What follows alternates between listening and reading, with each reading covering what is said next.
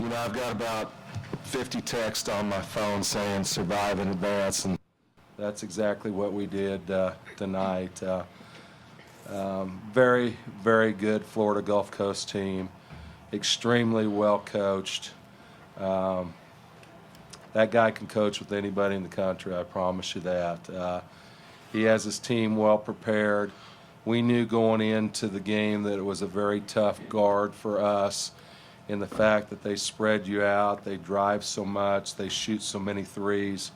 We may have been a little too locked in on guarding the threes, and we really got beat a lot off the dribble drive. I'm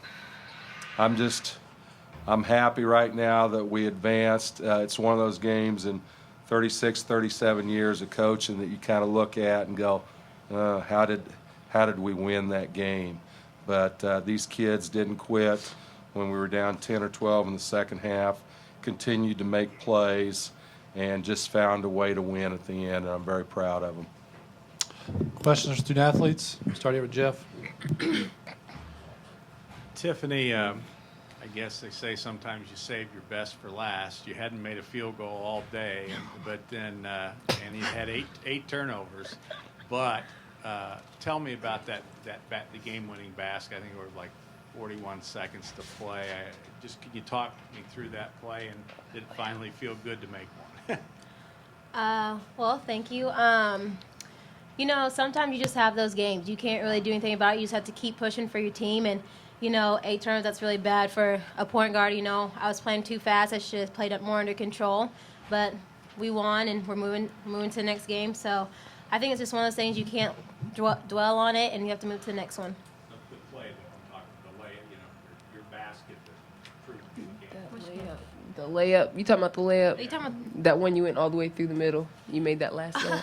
Oh. see, That I one. forget so quick. No, it's You just, only made one. I know. Right? I give up a lot though. So, no, I just one of the things you have to attack when you have to get to the free throw line. So that was more on my mind, trying not to go straight through and get to the side and get that foul. So, I mean, it's just one of those things, just determination and, you know, just knowing you're going to make it. There you go. For both of you, you went to the line with a chance to kind of there in the final 5 seconds or so and miss, and then Brittany comes away with 2 steals in 2 seconds. Just talk about kind of those inbounds plays, and you know they're going to throw the ball the length of the court there at the end, and obviously Brittany was able to step in and get 2 steals there, and kind of the relief of getting away with a game that you trailed by double digits in the second half. Brittany, start with you, please. Well, I mean, the free throws are something that we work on every day. That shouldn't happen. I mean, we should have, all of us missed a lot of free throws, and I should have made the last ones at the ending. I mean, it would have helped us a lot. But I think that we just pulled it out. We really wanted to win, and we knew what they were going to do at the end. Of course, they were trying to get the ball to 14. She was hot. She had the hot hand. So I guess we just had to just really, stick to the game plan. Tiffany, want to add anything? No, I just agree with Brittany. I think that our coaches set us up in a good position to where to guard and switch on everything. So I think we were in good position for that. Right here. Offensively or defensively, where do you think FGCU caused you the most trouble?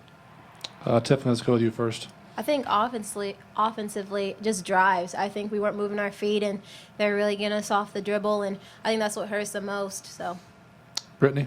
I think so too. I think we focused so much on them not shooting 3-pointers, and I think that we played too far up on them. We didn't move our feet, like Tiff said. So I think our defense really hurt us today. Clyde. They put a lot of bodies in the paint trying to prevent you guys from throwing the ball in the middle. When you got it in the middle, it seemed like you were successful. But can you talk about the struggle it was getting the ball in the middle in Tiffany? How difficult it was to get the ball into Jones and into Martin? oh well, I mean, they played great side help defense. So I mean, that was one of the things that we need to adjust to is to skip and see the skip. But I mean, that was their game plan, is to clog up the middle, and I mean, you just kind of have to get it in there any way you can, and that would open up our outside shot. Right here. Tiffany, was there anything they did defensively that led you to getting the 8 turnovers? I think force it on my own. I think that I was moving a little too fast and, trying to make things happen that wasn't there. And, I blame that more on myself than I do their defense messing me up. Anything else for the student athletes? All right, ladies, thank you very much. Good job, guys. Congratulations. Questions for Coach Littell? Start right here. You wanna take this? Coach, was there a point in regulation where you're thinking, geez, if they get one more bucket, this could get real sticky at all? I was thinking that from about the 15-minute mark on in the second half. They play such good defense. If you get behind them 10 to 12 points like we did, they're kind of a ball control offense.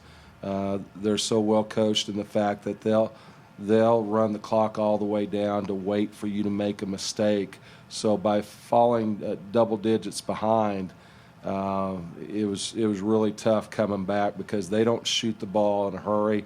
They don't make mistakes. They're going to get a good shot at the basket. So it was touch and go for a lot of minutes, and it was more than the last 4 or 5 minutes.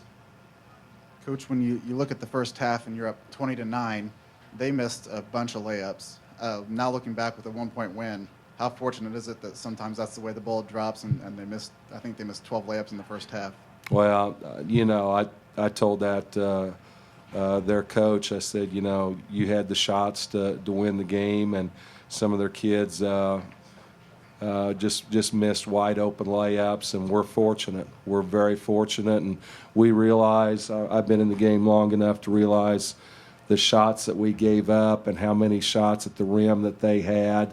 And when you do that, and I think on top of that, our top scorers, Donahoe goes 3 for 12, Bias is 1 for 9, and Martin's 4 for 11. Those kids go 8 for 32.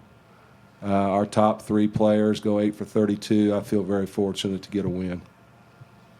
Coach, you had talked about how you thought he could coach at any level. Would that style of play also translate to the Big 12 or the other power conferences? Oh, I think it will. The one thing that may make a difference in our league on that is you may have trouble rebounding, playing the 4 guards at times, but a lot of the Big 12 has gone to that. But where they're different is Whitney Knight is not a true post. She's more of a point guard, off guard than she is a true post. So where they're different than anybody in the Big 12 is they got 5 guards on the floor that could lower their head, put the ball down on the ground, get to the rim, and also shoot threes. And that's why I said when I first saw him on film that it was a very difficult guard for us. Let's go over here, then we'll come back to you. Coach, LaShawn went 5 for 5. Kendra went 4 for 5. And granted, they put a lot of bodies in the paint. Were you a little disappointed that you weren't able to take advantage of some of those matchups in the middle a little more? Well, they know what they have. They know the size that they have, and they've spent all year making sure that the ball doesn't go in the middle. And there's a reason they won 26 games. They do the things that they do very well. And we tried to go inside. We had some turnovers doing it. I think where we got hurt more is we skipped the ball across to the corner, and we missed 5, 6, 7 wide open looks. And to get them out of the paint, you've got to skip the ball and you got to make shots to get them come out of the paint. And we didn't do that, so they were able to secure the paint all night long. You mentioned Whitney Knight. Did you do anything differently defensively either in the last 5 minutes of regulation or the last 5 minutes of overtime? What we did is we told, when we spread the zone, we said for someone to always stay close to her on that, and we were going to make some of their other guards hit shots. And when she went to the dead corner, we brought our 5 all the way out of the hole and matched up to have a 5th person on the perimeter.